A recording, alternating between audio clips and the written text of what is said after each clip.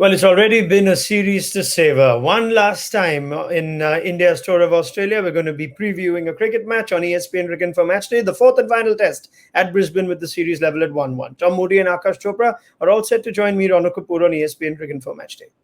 Right, we were hoping for what should have been a spectacle, a climax to this fascinating series, Akash. Unfortunately, all the build-up news is about whether India can put an able team together, especially with the fitness concerns around some key players, including more than others, Bumrah and Ashwin. That's going to be a real challenge, and they're sweating over their fitness right till the morning of the game.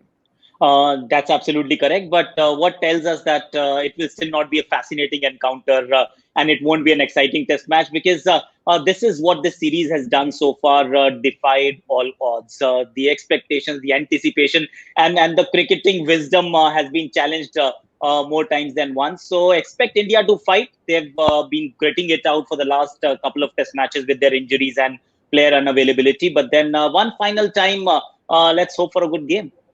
Yeah, there's so much has been defied. So conventional wisdom has been defied this series, like Akash says, Tom. But is it even though whatever India pulled off at Sydney was remarkable, is it advantage Australia quite significantly? Given even if Ashwin and Bumrah play, they're going to be playing at some reduced capacity.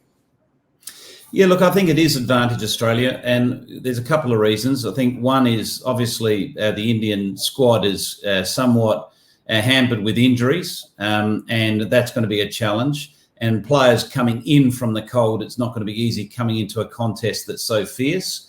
And secondly, you look at the history of Test cricket in Brisbane, and Australia's history there is a very good history. So they're the two main reasons. But who would ever write off this Indian team on this tour?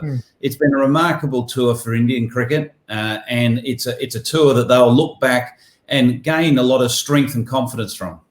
All right, let me quickly just run through both of you what those selection calls could be. If Bumrah doesn't play, are you going with Shardul, who has more first-class experience, Akash, or are you going to give Natarajan a go? Shardul Thakur. 200 first-class wickets. It takes some doing. He was also picked a couple of years ago in a test match. Of course, got injured on day one. First morning, I think he bowled only maybe a few balls, not even an over. So he's there on the tour.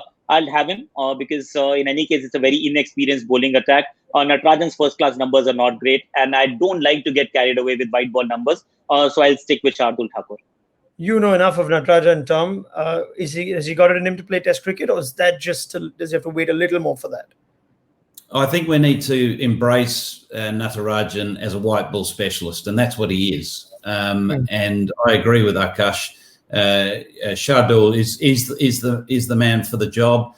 He's got all the right ingredients as well to bowl well in Test cricket. He presents the seam very well. He bowls good line and length, and he can get the ball to shape away.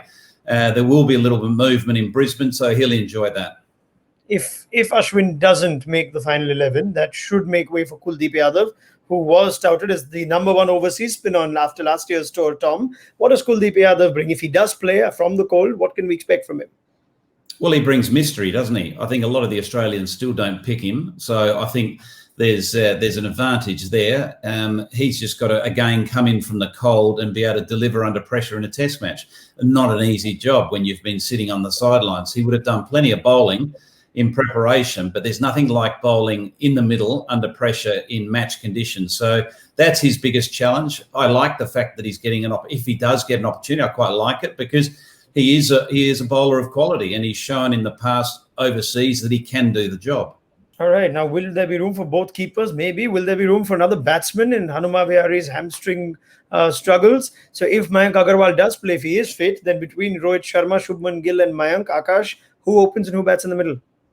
The temptation will always be to go to Mayank Agarwal because he is your regular opener. In fact, before Shubman and Rohit Sharma, he was that number one opener, 11 test matches, 1,000-odd runs, 2 double centuries, runs in Australia, made his debut here. But now I'm of the opinion that there is one thing that's worked well for India in the previous game.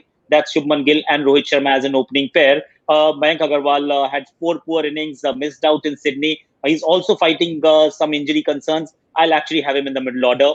I know it's not ideal, but then I do not want to disturb one thing that's working well. Tom?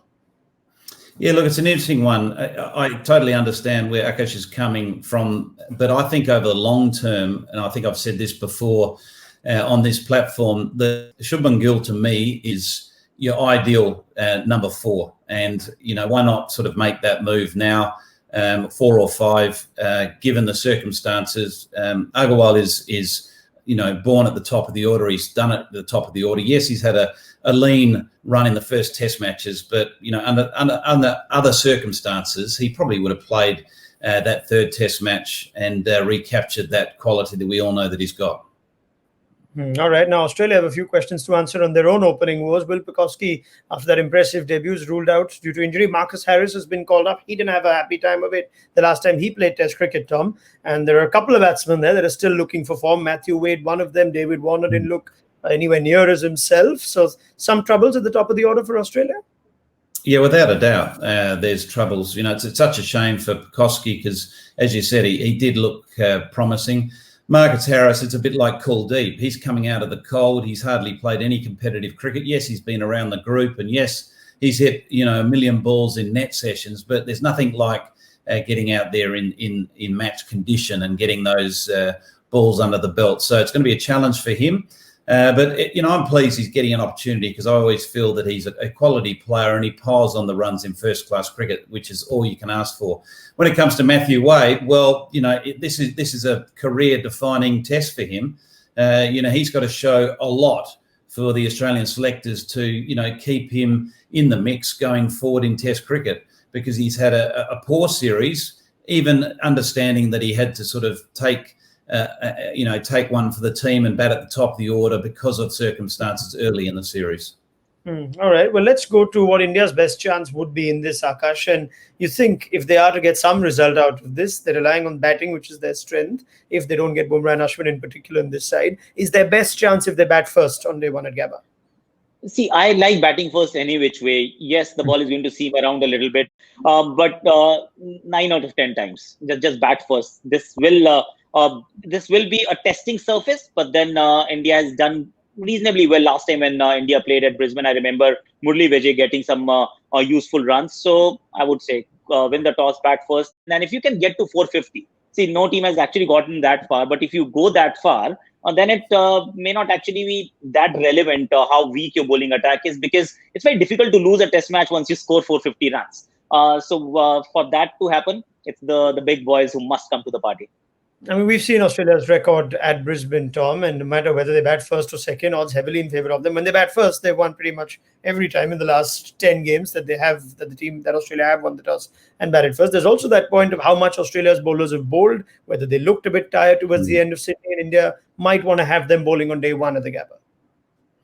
Yeah, look, that is a real issue. I know that it was brushed aside by Justin Langer in a press conference that he felt his pace attack would bounce back quickly, but that sort of workload over a 5-day test match, which was a tough test match, takes a number of days to get back to your full fitness. I agree with Akash. You want to be batting first on that. Australia will be desperate to bat first, and I'm sure India will for that reason as well.